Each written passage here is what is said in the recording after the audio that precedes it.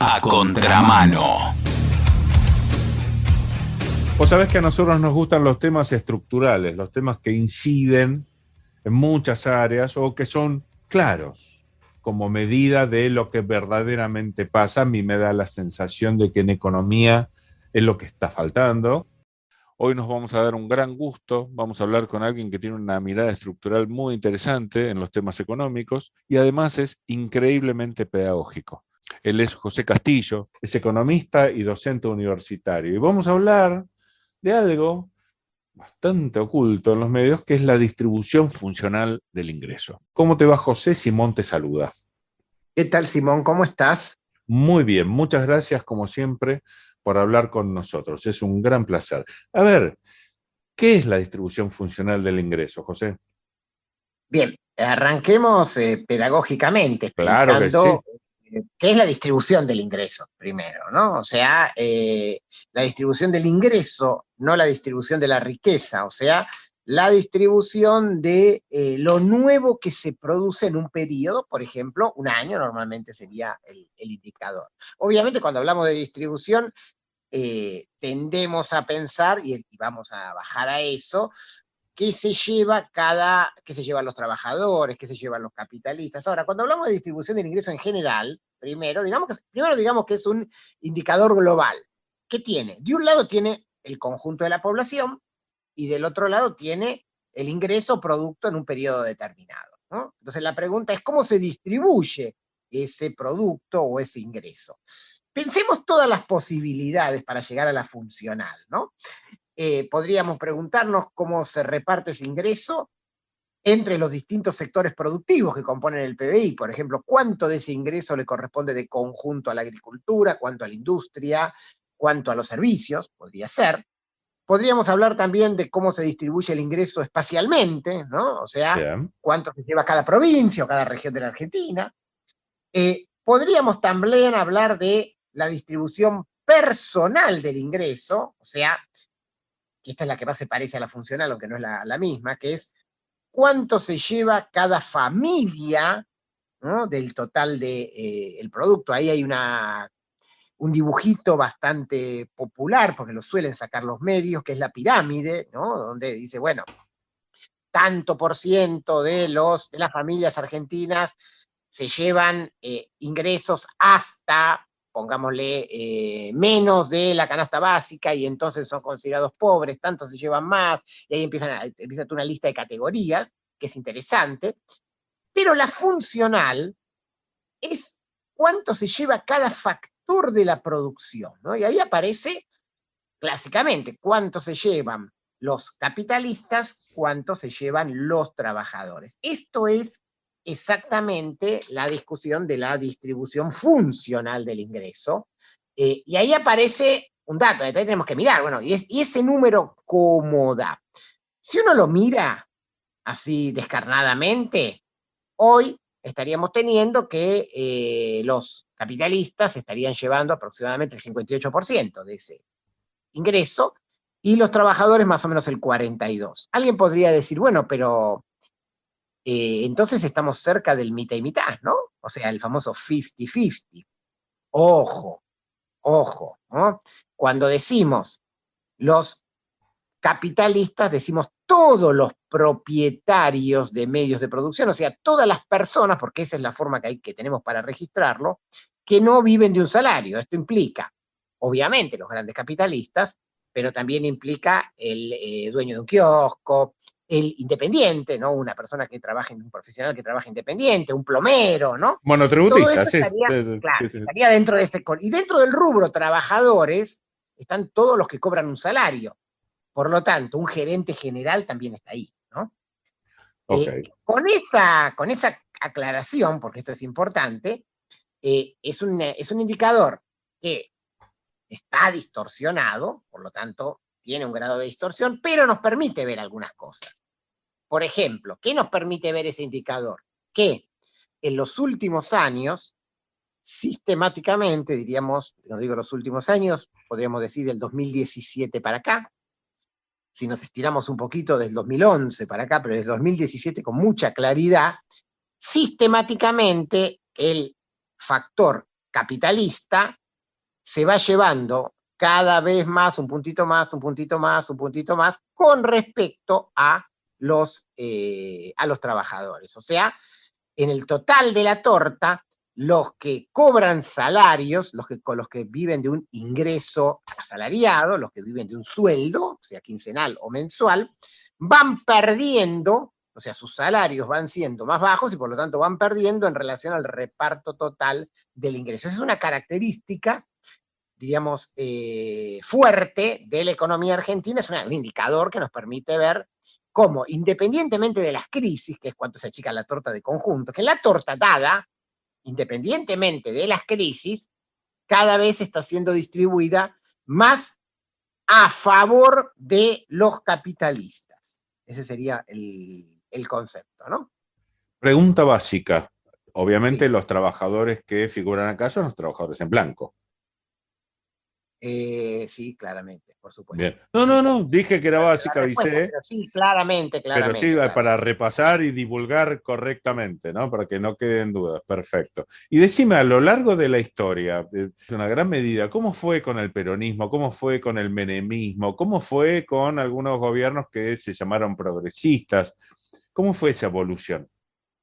Bueno, obviamente es un indicador que ha tenido distintas construcciones estadísticas, por lo tanto, no es un indicador que podamos agarrar y Ah, tener ok. todos los numeritos, no sé, de 1930 hasta hoy, tomados de la misma manera. Bien. Pero, digo esto, por ejemplo, nosotros en la Argentina tenemos indicadores de PBI o de inflación más o menos de la década del 30 y podemos decir, bueno, en el 30 pasó tal cosa, 31, 32, 33, hasta hoy, y más o menos lo podemos comparar.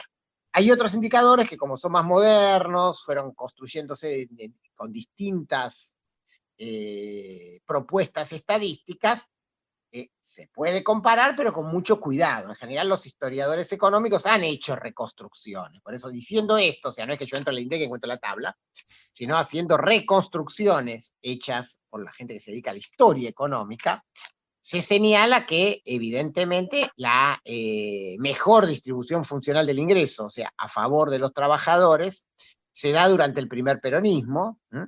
Es la famosa discusión del 50-50, ¿no? Como se decía, 50 y 50, que en realidad estadísticamente era más para los trabajadores, podía ser un 55-56 que para el capital.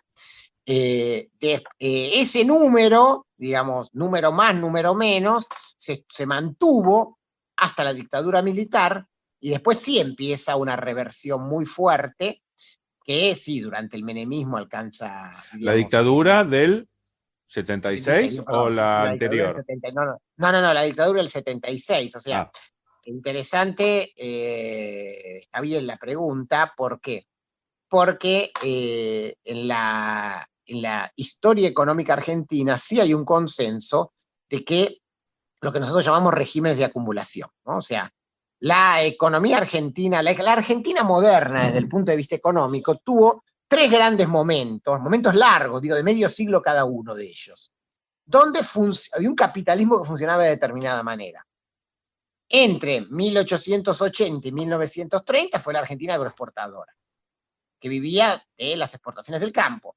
Después tuvimos la Argentina industrialista para el mercado interno, entre el 30 y la dictadura, y después desde hace más o menos 50 años tenemos esta economía, diríamos, con centro en la valorización financiera, ¿no? Más de el gran negocio, la acumulación del capital se hace a partir de lo financiero.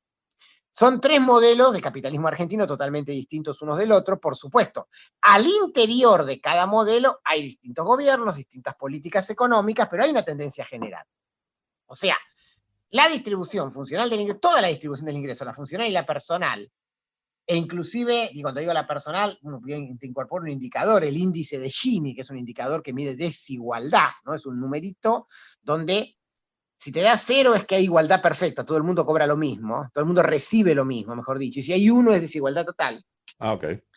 ¿no? O sea, ese indicador y la distribución funcional y la distribución personal señalan un deterioro de los ingresos hacia los sectores populares, hacia la clase trabajadora, hacia los que menos cobran, sistemático, desde, diríamos, la segunda mitad de la década del 70 para acá. O sea, se acaba el 50-50. En ese recorrido, obviamente hay curvas.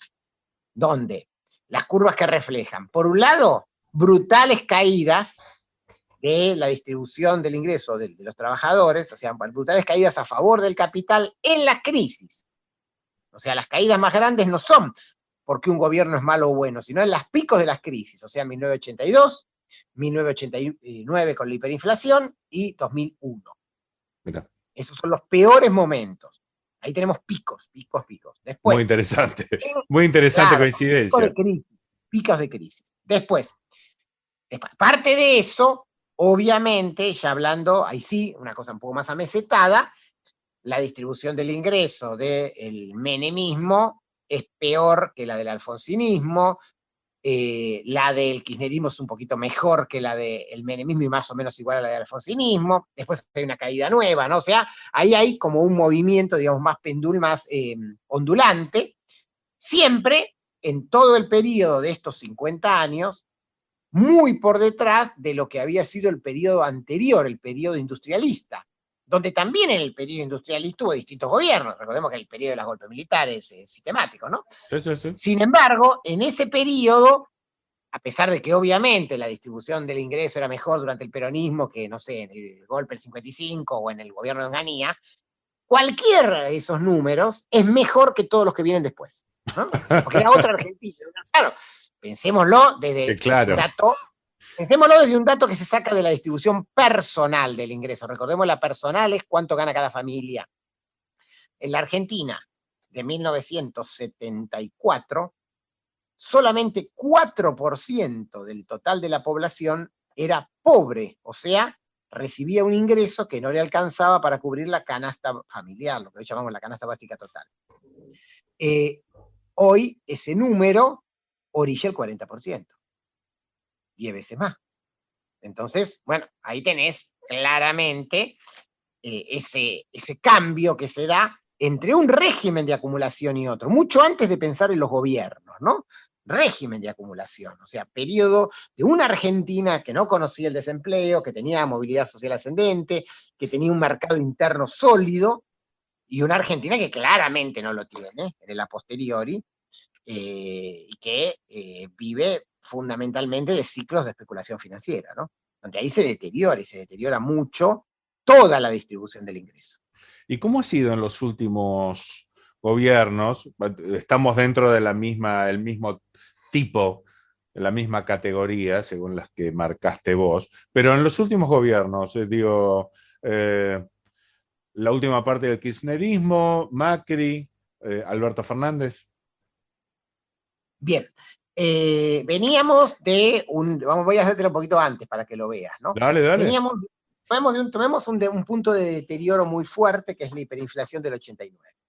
Sí. Después de la hiperinflación del 89, el solo hecho de la estabilidad generada con la convertibilidad mejora la distribución del ingreso con respecto al peor momento de la hiperinflación. Bien, sí. Esto es lo que le permitía a Menem decir que estamos mejor. Ahora, al mismo tiempo, como las políticas liberales que se aplicaban, la privatización de empresas, el aumento del desempleo, iba generando una ola de pobres a lo largo de, vos mirás los años, 92, 93, 94, 95, ahí va empeorando la distribución del ingreso. Ahí va empeorando. Entonces tenemos una pendiente para abajo en la década del 90, donde va generando las dos Argentinas, una Argentina con altos ingresos y una Argentina de muy bajos ingresos. Así llegamos a la crisis del 2001. En la crisis del 2001, nosotros decimos la crisis del 2001 para sintetizarla, pero en realidad estamos hablando de un momento que empieza en el año 98, que dura 98, 99, 2000, y que estalla en el 2001, o sea, un momento de recesión económica que dura 4 años. En ese momento se alcanza el peor punto. A partir de ahí, para ser más exactos, el peor punto aún con respecto a la inflación de Alfonsín. Sí, mucho más abajo, mucho peor, mucho peor. A partir de ahí empieza un proceso de recuperación, que por un lado es obviamente el simple rebote nuevamente de la estabilización, y después en esos años, y te diría para ser más claros, entre el año 2003 y el año 2007 hay una recuperación salarial. Yo creo que tiene que ver con que la Argentina tenía superávit fiscal, que no estaba pagando la deuda, tiene que ver con que la inflación no era tan alta, y por lo tanto la recuperación salarial era por encima de una inflación baja que había en aquel momento. A partir del 2007 se empieza a acelerar la inflación y ya los aumentos salariales empardan a la inflación, por así decirlo, ya no le ganan. Sí, sí. Entonces hay un amesetamiento entre el 2007 y el 2011.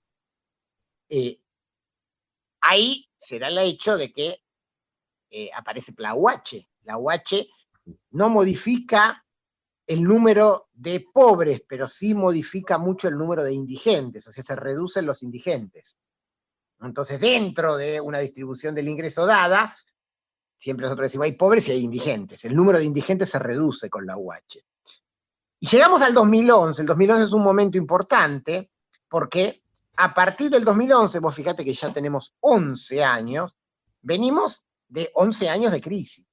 11 años de crisis, ¿no? 11 años donde los salarios perdieron frente a la inflación. En ese periodo, claramente tenemos que diferenciar dos momentos. Un primer momento sería 2011-2015, donde, digamos, los salarios pierden un poco frente a la inflación. Datos también difíciles de mirar, porque a veces es el momento en que el INDEC está intervenido, ¿no? Hay números truchos en el INDEC, hay que mirar otro tipo de números de inflación, pero bueno, habría más o menos un acuerdo en que los salarios se vinieron perdiendo en ese periodo frente a la inflación, un poquito, y después sí, un momento que se abre con el gobierno de Macri, pero que se acelera mucho a partir del 2018, en los dos últimos años de Macri, que es ya un desbarranque muy fuerte, que no se detiene durante el gobierno de Alberto Fernández, ¿no? Ese es el otro punto. O sea, acá hay una bajada, los salarios empiezan a perder y empieza a haber cada vez en la distribución funcional del ingreso, el capital está llevándose en porciones más grandes de la torta con respecto al trabajo, sistemáticamente en 2017, 2018, 2019, 2020, 2021, y obviamente inflación mediante, devaluaciones mediante, va a ser así también en el 2022. ¿No? En la pandemia, ¿qué sucedió con respecto a un par de años anteriores? Habría que estudiar el dato, digamos, ahí más o menos da lo mismo. La pandemia tiene un problema, que es que hay un 10% de reducción del PBI, ¿no? 9,9% de reducción del PBI, por lo tanto hay un achicamiento de la torta.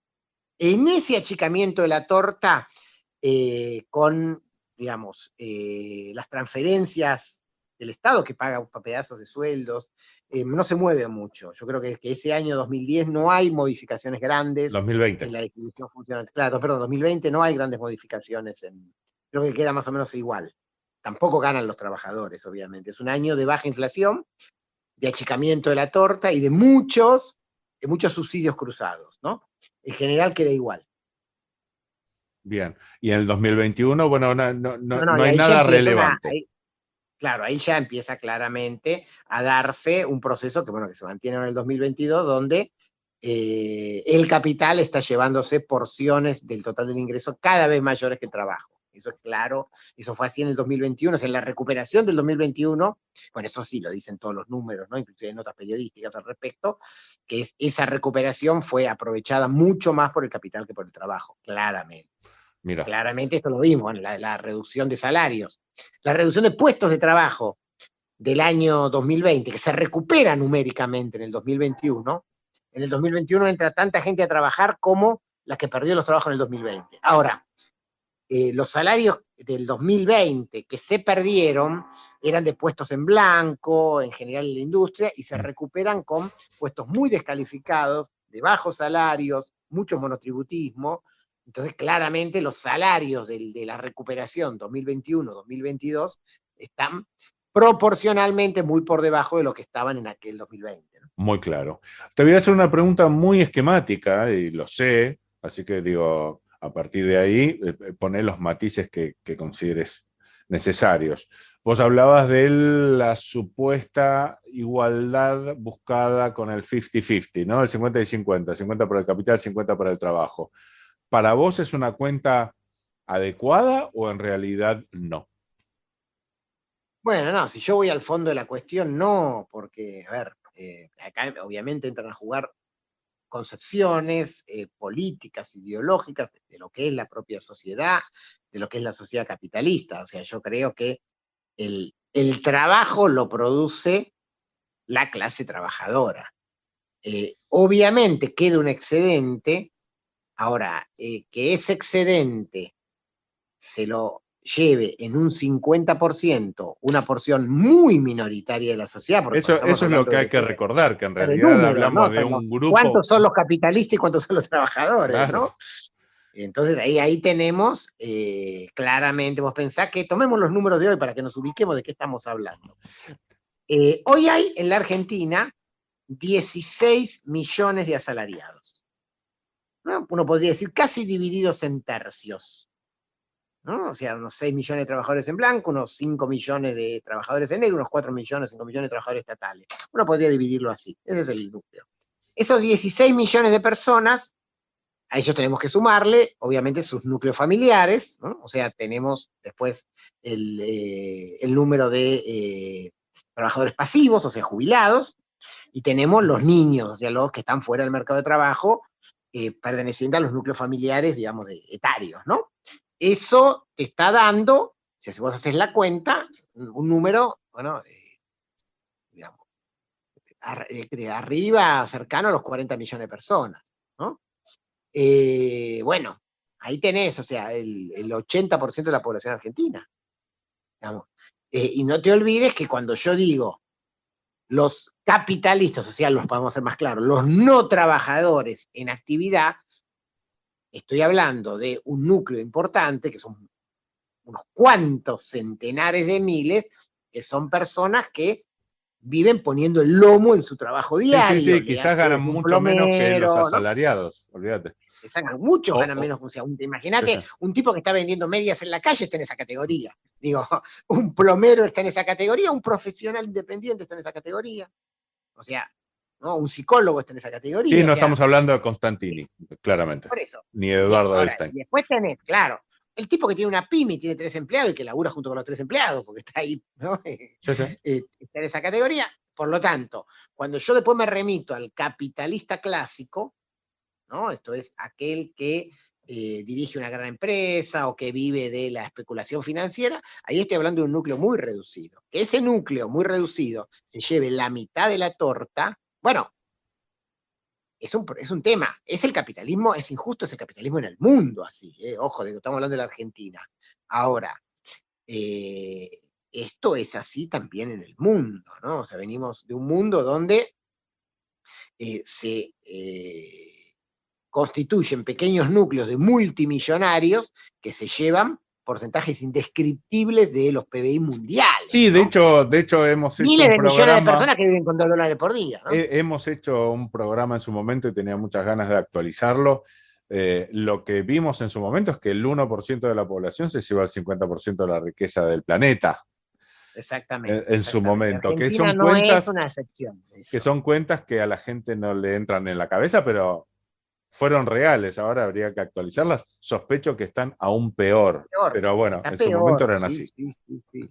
Las crisis, la pandemia ha empeorado esto, claramente. Ahora la nueva crisis vía la guerra de Ucrania la empeoró más todavía.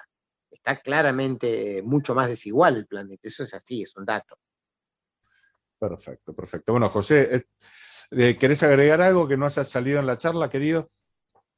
No, simplemente decir que nosotros con esto tratamos de acercar un poquito desde las mediciones formales que existen, tanto oficiales como de organismos que, aunque sin ser oficiales, se manejan desde lo que llamaríamos la economía ortodoxa, ¿no? O sea, acá no estamos, porque no tenemos datos, no estamos haciendo una clasificación como nos gustaría hacer a nosotros, más, digamos, de características marxistas, diciendo, bueno, los trabajadores industriales, tanto el capitalista puro, el capitalista que explota fuerza de trabajo, tanto, o sea, son números de aproximación. Con estos números de aproximación, oficiales o paraoficiales, se puede ver claramente el carácter estructuralmente desigual de una economía como la Argentina, que no es otra cosa que el reflejo del capitalismo argentino, ¿no?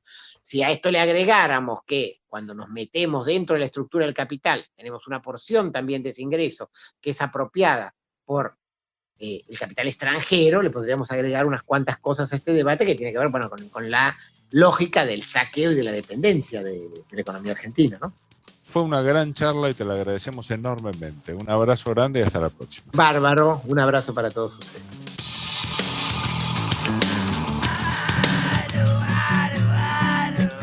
Te voy a decir algo importante. Es importante. Primordial, muy necesario. Escuchá a Contramano. Es importante. Hablamos de cosas re importantes. A Contramano. Escuchá.